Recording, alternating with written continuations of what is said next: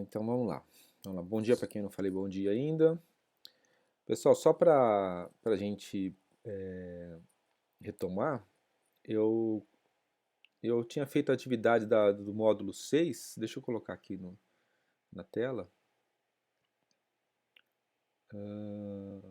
No módulo 6, aqui no módulo 6, né, nós falamos sobre a NR8, 9, 10, 11 e 12, né, e eu tinha dito que eu ia deixar uma atividade sobre a NR12, e na verdade, eu tinha colocado a atividade, só que estava oculto aqui, né, eu esqueci de tirar o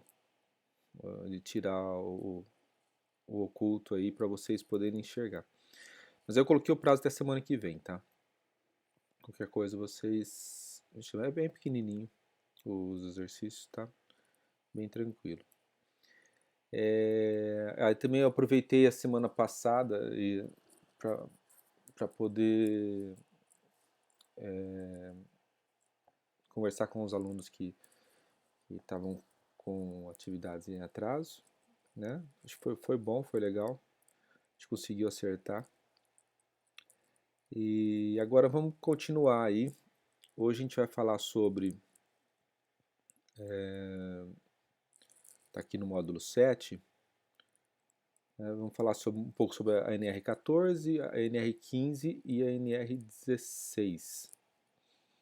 Tá? A NR...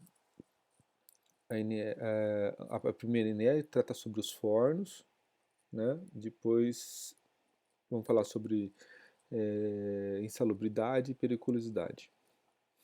Tá? São dois assuntos. E aí a semana que vem a gente continua, aí falaremos sobre a NR17, que é a ergonomia.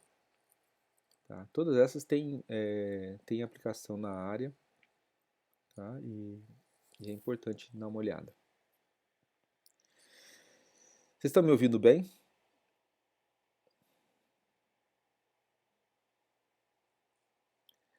Sim? Então tá bom.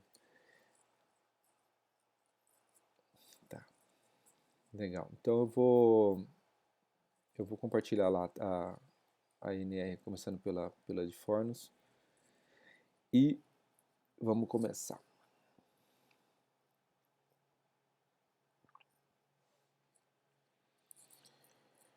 Bom, vamos lá. Deixa eu só abrir aqui o chat no celular, porque senão eu não consigo ver o que vocês falam.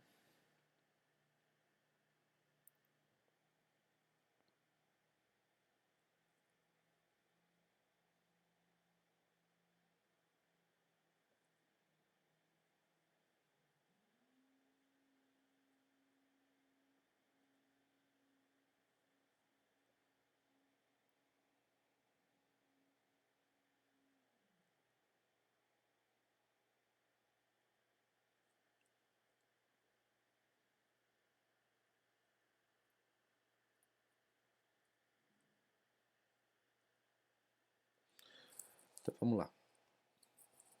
Pessoal, vamos lá. Começando aqui pela NR14, que vai tratar aí dos fornos, né? Bom, essa norma ela foi editada em 78 pela primeira vez, e depois só teve uma atualização, né? E é uma norma bem curtinha, né? Vamos dar uma olhada nela aqui, ó. E ela vai tratar aí sobre os requisitos mínimos, né, de segurança para construção, instalação, operação e manutenção dos fornos, tá? Então vamos lá. Vou abrir aqui a norma.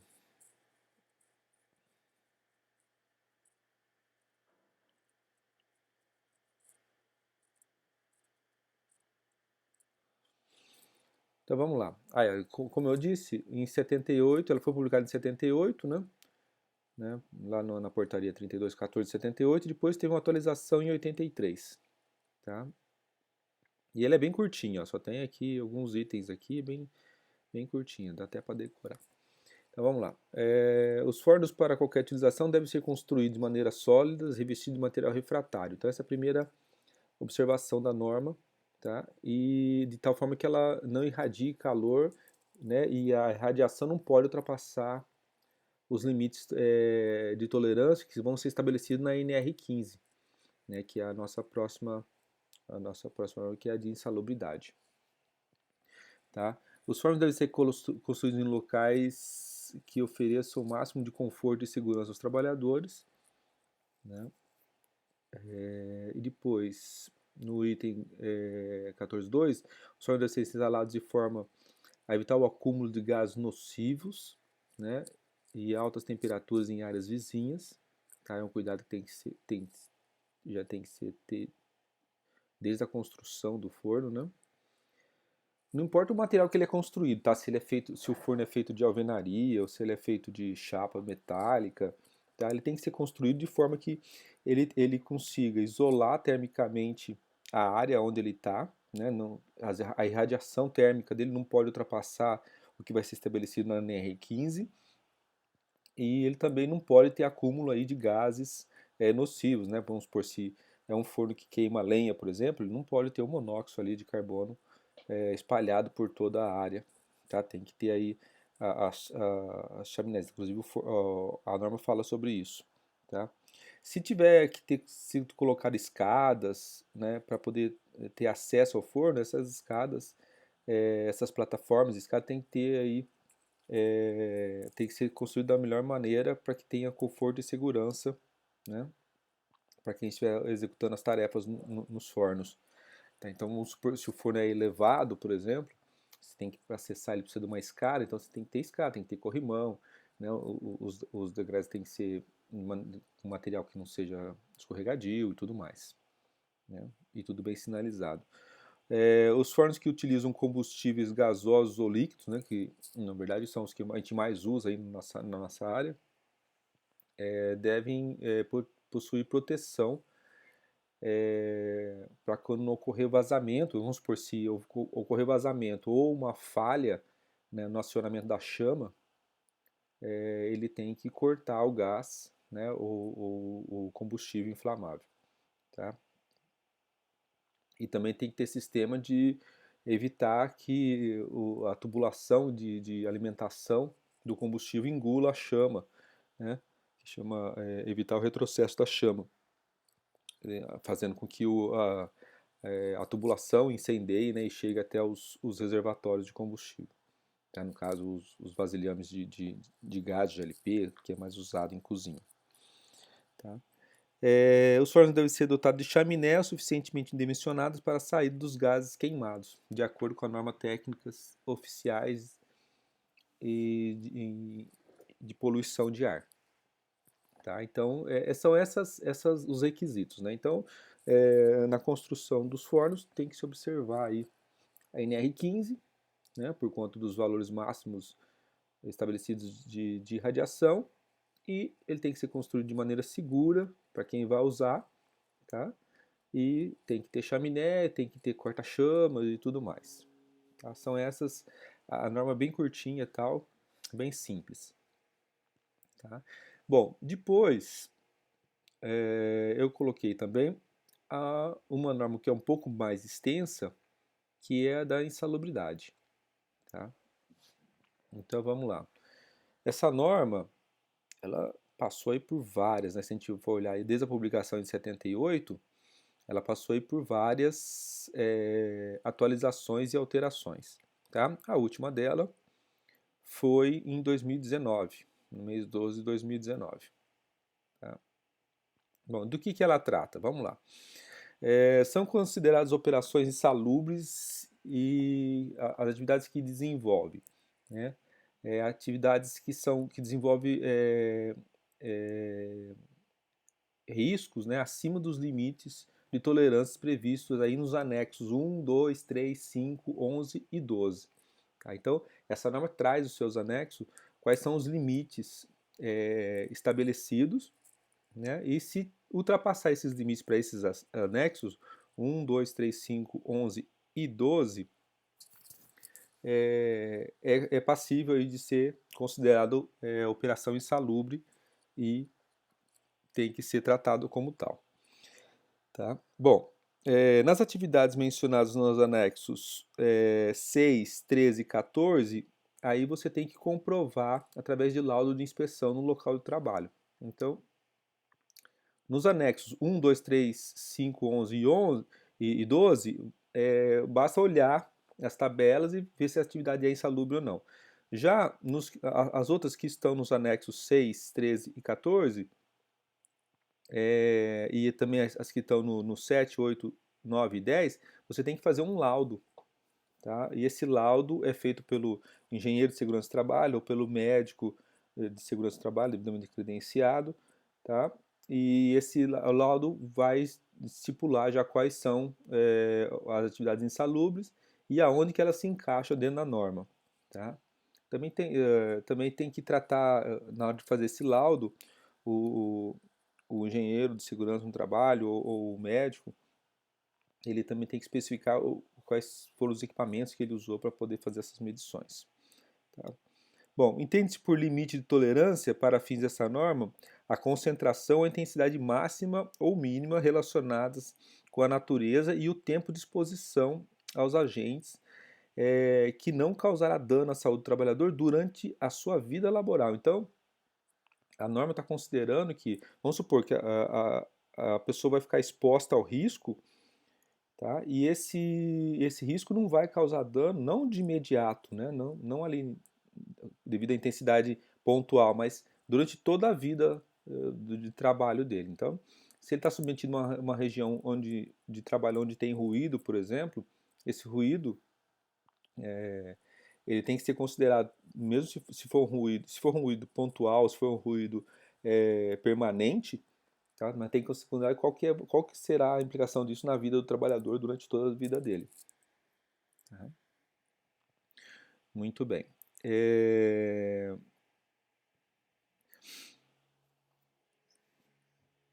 depois tem lá, o exercício do trabalho em condições insalubres, de acordo com os subitens anteriores, assegura ao trabalhador a percepção adicional incidente sobre o salário mínimo da região equivalente. Então, a norma diz o seguinte, que se for considerado condição insalubre, então ele tem aqui a percepção adicional, quer dizer, ele tem direito a um adicional de insalubridade. E como é que funciona esse adicional? Esse adicional pode ser de 40%, de 20% ou de 10% do salário mínimo local, regional. Tá?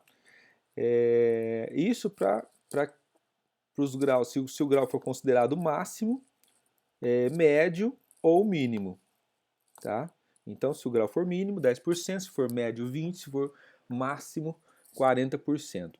Tá? Nos casos de incidência de mais de um fator de insalubridade, vai ser considerado o mais elevado, não pode acumular. Né? Eu trabalho num setor onde tem grau de 40, depois eu vou para outro setor que tem grau de 20, eu não posso acumular, né? 40 mais 20, eu vou pegar o de 40. Tá? Bom, se por acaso se o trabalhador trabalha lá, está numa região insalubre, e essa condição insalubre foi neutralizada ou eliminada, tá? Aí o empregador pode retirar esse adicional, é um adicional ao salário, né? Então, na verdade, esse adicional, na verdade, você está pagando, o trabalhador está recebendo para ficar sob condição insalubre, tá? Não é muito bom, né? Então, a condição aqui é ruim, né? E você quer ganhar dinheiro? Você troca sua saúde por algum dinheiro? Ah, eu troco.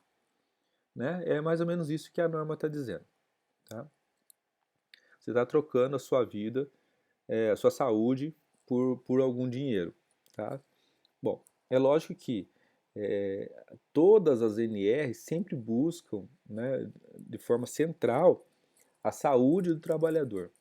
Tá? Esse é o cerne aí das normas de segurança. Né? Então, ela sempre vai procurar evitar ao máximo colocar o trabalhador em condição insalubre ou em condição precária de trabalho. Agora, existem algumas situações onde não tem jeito, né? Ele vai acabar sendo submetido a essa condição e aí ele tem direito aí a um adicional de insalubridade. Tá? Então, se o empregador conseguir eliminar ou neutralizar, aí ele pode tirar o adicional. Tá? E como é que é feito isso? Com a adoção de medidas de ordem geral que conservem o ambiente de trabalho dentro dos limites de tolerância, ou com a utilização de equipamentos de proteção individual. Então, às vezes, o equipamento de proteção individual não é suficiente para eliminar a condição insalubre. Então, aí, mesmo assim, tem que ser pago a condição insalubre. Mas vamos supor que ele consiga eliminar a fonte, por exemplo, a fonte de ruído, a fonte térmica, a fonte de radiação, né, do ambiente de trabalho, aí é possível, o empregador vai tirar aí o adicional. Aí cabe à autoridade regional competente, tá, em matéria de segurança do trabalho, comprovar a insalubridade por laudo técnico. Tá? Isso aí pode ser feito por um engenheiro de segurança do trabalho ou por um médico devidamente habilitado. E fixar quais são os adicionais que deverão ser pagos de insalubridade. Então, quem vai indicar quais são os adicionais vai ser o engenheiro de segurança do trabalho ou o médico do trabalho, tá? Depois de ter feito um laudo. Isso vale tanto para colocar a insalubridade quanto para retirar a insalubridade. Tá? Bom, é facultativo às empresas e aos sindicatos dessas categorias requerer das delegacias regionais de trabalho uma perícia para estabelecer lá qual que é o grau de salubridade do local de trabalho. Tá? Então, a empresa ou o sindicato pode requerer um laudo, né, da Delegacia Regional do Trabalho para indicar que aquele local é insalubre ou não. Tá? E aí o técnico vai lá, o técnico é o engenheiro, né, ou um médico, né, vai lá, faz o laudo, e aí ele indica, aqui é uma região máxima, então tem que pagar 40%. Né, ou então aqui já não tem mais, vamos supor, se a empresa solicitou, né, aqui já não tem mais condição insalubre, então tira a insalubridade, o adicional do trabalhador. Bom, o, o perito tem que indicar, aí está dizendo aí no 15.6, tem que indicar qual que foi os equipamentos usados para medição e utilizados no laudo. Né? Isso faz parte aqui do dispositivo da norma. Bom, depois, essas solicitações de perícias, elas não prejudicam de forma alguma as fiscalizações feitas. Aqui está até Ministério do Trabalho, mais uma vez, pelas secretarias ou as delegacias regionais do trabalho, em cima das empresas para quando houver aí uma situação justificada aí de pedido de um perito, né? Por conta do sindicato pediu, por exemplo, alguma coisa. Então, essa, essa fiscalização não está impedida porque já foi feito um outro laudo. Tá? Eles têm uma agenda, né, de visita às empresas e fazendo as vistorias, e não importa se ela pediu um laudo ou se não pediu, vai ser feita. Bom, depois começa aqui nos anexos, aí tem aqui os níveis, né? Eu vou dar uma parada só sobre essa aqui do ruído, que é muito comum, né? Então, se um local tiver, por exemplo, ruídos que é medido, por exemplo, o nível de ruído é medido em decibéis, né? Se o ruído tiver, por exemplo, 85 decibéis, a exposição máxima é de 8 horas, tá? Aí reparem que se tiver 90, a gente cresceu aqui 5 pontos, né? Na escala de níveis de decibéis, já cai para 4 horas. Então, a exposição máxima deve ser de 4 horas. Então, se você estiver no local onde foi medido, ali na orelha do trabalhador, e existem algumas formas de fazer essa medição, né? Tem medição chamada medição rápida, medição lenta, vários tipos de medição, mas e a norma trata isso, qual que é o tipo de medição que tem que ser feita. Se ele trabalha no local onde ele está submetido a 90 decibéis, ele pode ficar somente 4 horas nesse setor. Tá? Então pega, por exemplo, sei lá, vamos pegar um exemplo, um operador, por exemplo, de pistas de pousos e decolagens, né? Ele está submetido a muito mais que isso, então ele não pode trabalhar, tem regiões que ele não pode trabalhar mais que 1 hora, né? Dependendo do tipo de atividade, do tipo de aeronave que ele tá manobrando, tá? Mas existem situações, por exemplo, dentro da indústria metalúrgica, por exemplo, que por mais que você tente conter com EPIs e tudo mais, você não consegue abaixar menos que 90 decibéis. E aí o trabalhador tem que ficar naquela área somente 4 horas. Tá? Bom, aí depois ele trata sobre os tipos de medições, sobre a média feita, tem umas médias matemáticas também, se ele estiver em vários locais, né, com diferentes tipos de ruídos e tempos de exposição, tá? E a norma é bem clara sobre essas atividades. Depois, no anexo 2 vai tratar sobre a tolerância sobre a ruídos de impacto. Né? Existe, por exemplo, imagina, por exemplo, uma região onde tem um martelete, né? Trabalhando, quer dizer, é um ruído, não é contínuo, mas ele é de impacto. Explosões, por exemplo, e tudo mais. Quem trabalha, por exemplo, mineradora. Então, também tem aqui o anexo 2 que trata sobre esses limites máximos. Né? Depois tem o anexo 3 que é a tolerância ao calor. Aí esse é bem comum, está aqui as tolerâncias e como é feita a medição. Tá? Tem uma tabela com as tolerâncias aqui de medição e exposição. É lógico que assim, para a gente é importante a gente saber que existe a tolerância, tá? Mas quem vai utilizar dessa tabela vai ser o perito, que vai fazer o laudo, né? Para poder estabelecer lá porque tem que ser feita uma medição, né? E essa medição só pode ser feita pelo engenheiro ou pelo médico né, do trabalho, tá? Bom, e aí tem as demais, né? Eu não vou me alongar muito mais nas demais, né? Que vai tratar, a 5 vai tratar sobre a radiação ionizante, tá? Né? Por exemplo, raio-x e tudo mais. Existia uma 4, mas ela foi revogada, tá? Aí depois tem o anexo 6, vai trabalhar sobre condições hiperbáricas, né? Então, existem trabalhadores, por exemplo, que tem que, para executar a sua atividade, tem que entrar dentro de um túnel ou dentro de uma câmpula, né? De um cilindro. Por exemplo, imagina que as pessoas que constroem, por exemplo, rodovias, sei lá, uma ponte sobre um rio, né? Para poder fazer as fundações, normalmente ele tem que descer, ele coloca-se uma tubulação, né? E essa tubulação é injetado ar para expulsar a água, e ele desce lá dentro da tubulação para poder fazer a escavação até chegar na rocha, né? Passar da parte arenosa, da parte argilosa e depois chegar na rocha para poder fazer a fundação, né? Então esse trabalhador está numa condição, além de ser hiperbárico, né, acima da pressão atmosférica, né, também é uma região de alta temperatura, úmida, né, então são várias condições insalubres aí que tem que ser tratadas pela norma.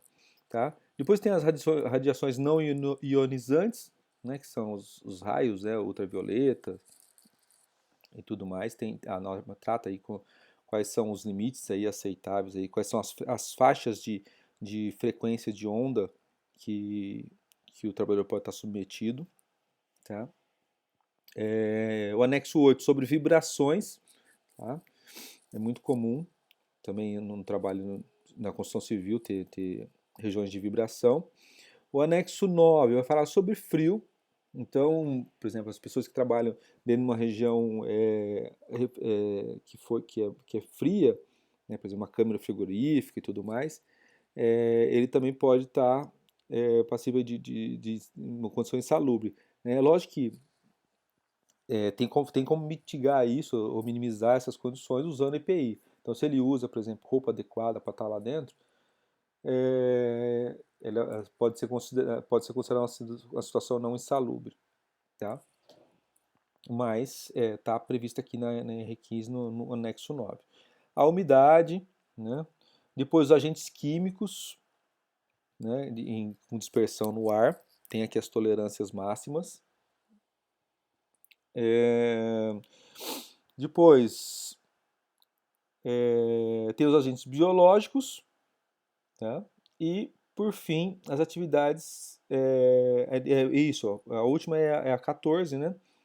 São 13 anexos, né? Como foi tirada a quarta, então você tem aqui 14 anexos, que é os agentes biológicos. Tá? Então o trabalhador tem, resumidamente, o trabalhador tem direito a um adicional salarial se ele tiver uma condição insalubre que não puder ser evitada, tirando o agente de risco de saúde do ambiente ou é, evitando com o uso do EPI. Tá? Se mesmo assim, se a gente não conseguir ter uma fonte de ruído, se você não conseguir eliminar a fonte de ruído e mesmo colocando EPI para o trabalhador, ele ainda assim está submetido a uma condição de ruído, então tem que ser pago a insalubridade. Tá? Então é isso que trata aí a NR15. Né? Dá para a gente imaginar algumas aplicações na nossa área, por exemplo, principalmente em relação a frio, né? Em relação à redução de calor dos fornos. Que mais? Em umidade pode ser que ocorra em algumas condições, tá? São essas aplicações aí diretas, tá? Alguma dúvida aí, pessoal? Tá tudo bem? Vocês estão comigo ainda aí?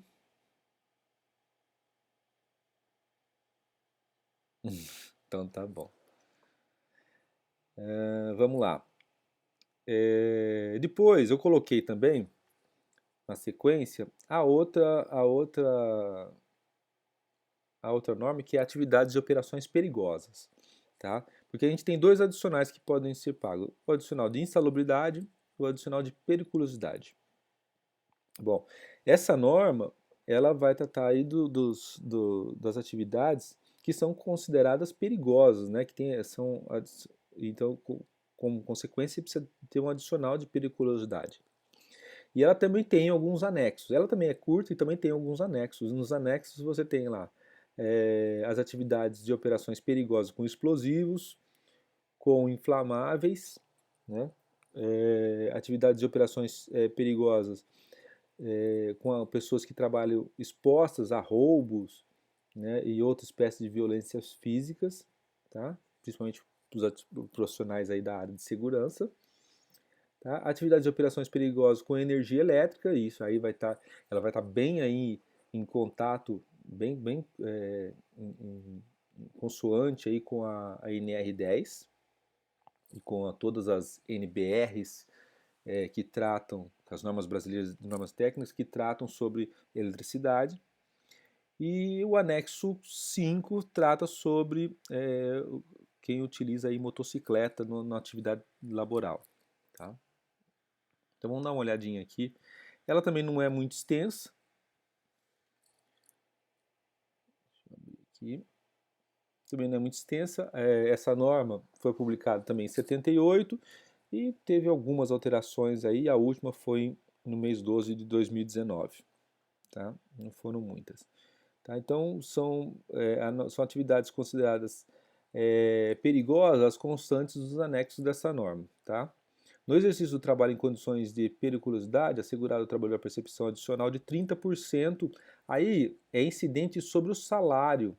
Tá? Então, aí acontece o seguinte, vocês viram que a insalubridade pode ser 40%, 20% ou 10% do salário mínimo. Aqui não, aqui é sobre o salário do trabalhador, tá? Sem considerar aí os acréscimos que ele já tenha tido de gratificações, participação em lucros da empresa e tudo mais. Tá? É sobre o salário dele, salário base dele. Tá? Então é um adicional fixo de 30%. E ele também não pode acumular, né? O empregado ele tem que optar ou pela insalubridade ou pela periculosidade. E aí ele pode optar, lógico que ele vai optar sempre pelo maior. Se 30% for maior do que. Se tiver as condições de periculosidade, né? E, sei lá, em grau máximo, 40%, mas esse 40% não for maior que os 30% de periculosidade que também está submetido, ele pode optar só pela periculosidade. Tá? Então ele não pode acumular os dois. Tá? E a responsabilidade do empregador, a caracterização ou descaracterização da periculosidade mediante laudo técnico elaborado por médico do trabalho ou engenheiro de segurança no trabalho, conforme está na CLT. Então, para caracterizar que existe uma condição de periculosidade, precisa ter um laudo. Tá? É, o Ministério do Trabalho pode fazer, né? Na verdade, a Secretaria do Trabalho pode fazer aí, através das suas delegacias, perícias, né? Sem a solicitação do, do sindicato ou do empregador. Tá? Isso também uma coisa não conflita com a outra. Bom, então são consideradas atividades perigosas as executadas por exemplo, com explosivos, tá? Então, que sejam submetidas à degradação química ou autocatalítica, quer dizer, que pode explodir de forma autônoma, né, sem intervenção. Os agentes exteriores, tais como calor, umidade, faísca, fogo, abalos sísmicos ou choques e atritos. Tá? Então, isso são consideradas operações perigosas com explosivos. Tá?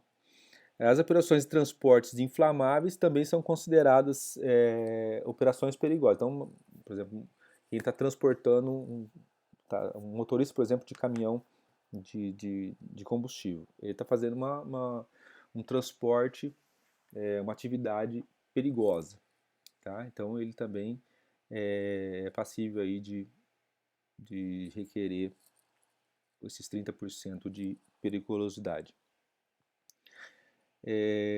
Nessas condições de transporte de líquidos inflamáveis ou gases, tem um limite máximo, né?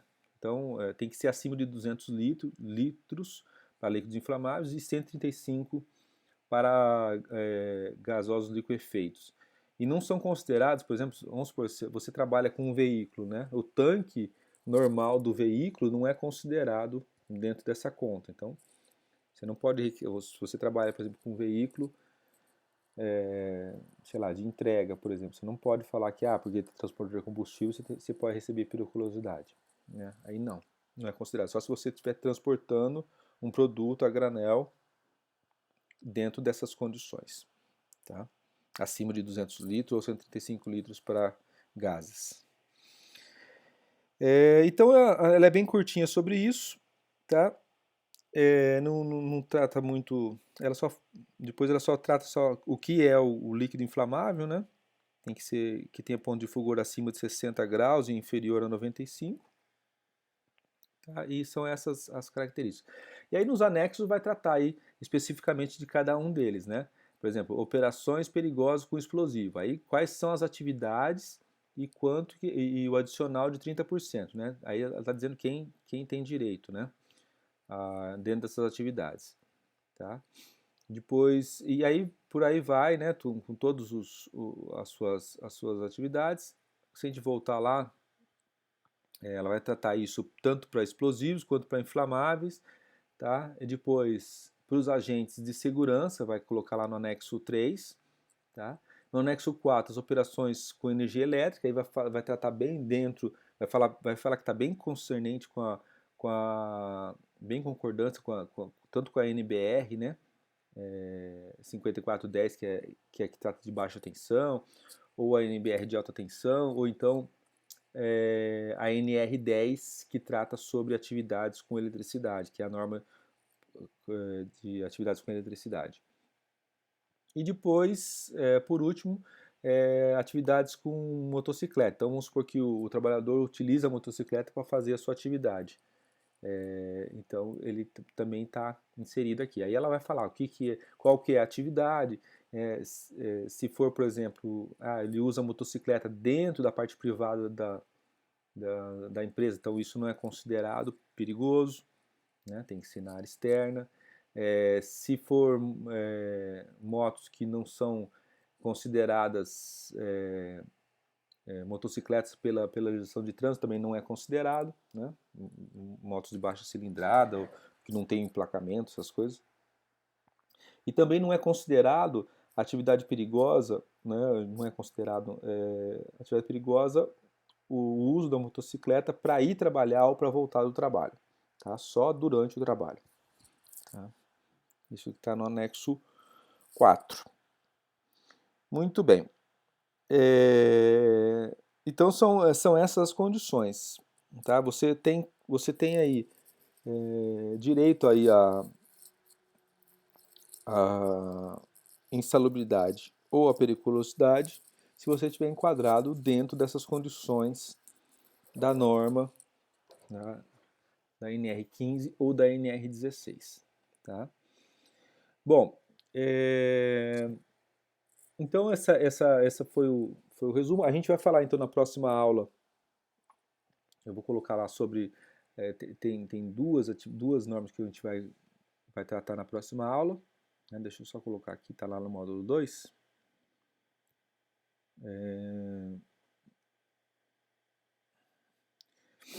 A gente vai tratar um pouco sobre a NR17, tá? Que aqui trata sobre ergonomia, tá? E também vamos começar a falar sobre a NR23, que é a proteção contra incêndios. Tá? São essas duas que a gente vai tratar na semana que vem.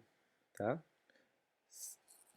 Né? Se der tempo, a gente termina aí fala também sobre a NR26, que é a sinalização de segurança.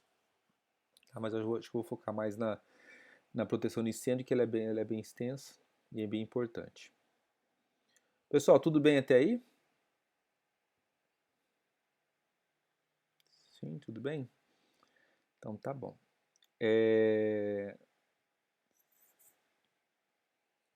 Bom, eu vou colocar uma. Oi.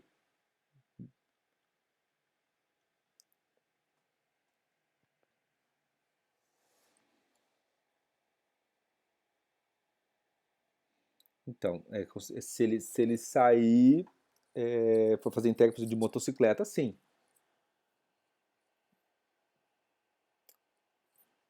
Não, a norma está desde 78, né? É antiga já. É desde 78. Ela passou por várias alterações e tal, mas ela já está aí desde 78, né? Teve uma mudança no ano 2019 foi que antigamente era considerado acidente de trabalho o trajeto, né, por exemplo, entre a casa do trabalhador e a empresa. Agora já não é mais considerado, né, foi da alteração de 2019. Mas, por exemplo, se ele usa, vamos supor, se ele usa as pessoas que entregam comida, por exemplo, né? Você tem uma empresa e você tem um entregador, né, que vai fazer a entrega das marmitas, sei lá, das comidas delivery. Esse trabalhador, ele está sob condição de risco de periculosidade. É tratada na norma 16. A condição de insalubridade fica mais no caso aí para quem está dentro da cozinha, né? No caso, para quem está perto dos fornos ou para quem está trabalhando com a parte fria, né, se não tiver os EPIs adequados ou se não tiver não tiver dentro dos limites estabelecidos pela norma, então o funcionário tem direito aí à insalubridade. Nada. Bom, pessoal, era isso que eu tinha para passar para vocês hoje. Eu pedi para vocês lerem tanto a 15 quanto a 16, que não é muito extensa, né? A, a, a norma sobre fornos a gente já praticamente leu ela inteira, né? Ela é bem curtinha, tá? Dá uma lida, não se preocupem muito com as tabelas de aplicação, porque ela é uma essa norma também é uma norma multidisciplinar. O que significa isso? Que a gente tem várias partes dela que são específicas para quem vai aplicar ela dentro de um laudo, dentro de um laudo de caracterização da atividade, tá? Então, por exemplo, quem vai utilizar possivelmente será um técnico de segurança do trabalho, um engenheiro ou um médico de segurança do trabalho para caracterizar.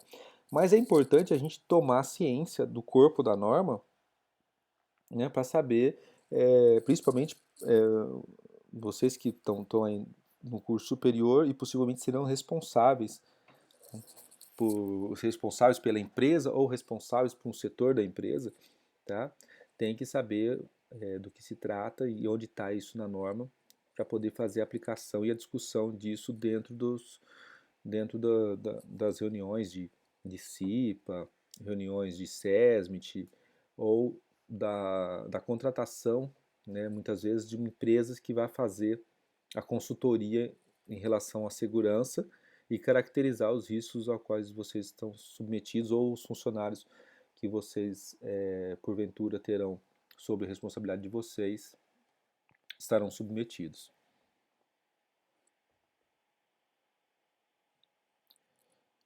Certo? Bom, eu vou colocar então uma atividade sobre isso também, tá? Para poder fazer para vocês fazerem uma busca, né? Na verdade, na norma e sobre o que pode, o que não pode, o que é, o que não é, tá? E assim tomar mais conhecimento da norma. Assim como as outras atividades, ela conta presença e conta nota para a disciplina, tá bom? Pessoal, se vocês tiverem dúvida, pode me chamar e perguntar depois da leitura da norma, só, olha, não entendi isso, não entendi aquilo, tal. Me pergunta que eu posso ajudar aí vocês no que for preciso, tá? Só chamar lá no WhatsApp ou manda uma mensagem via Moodle ou então por e-mail, sei lá, da forma que vocês se sentirem mais à vontade. Nada.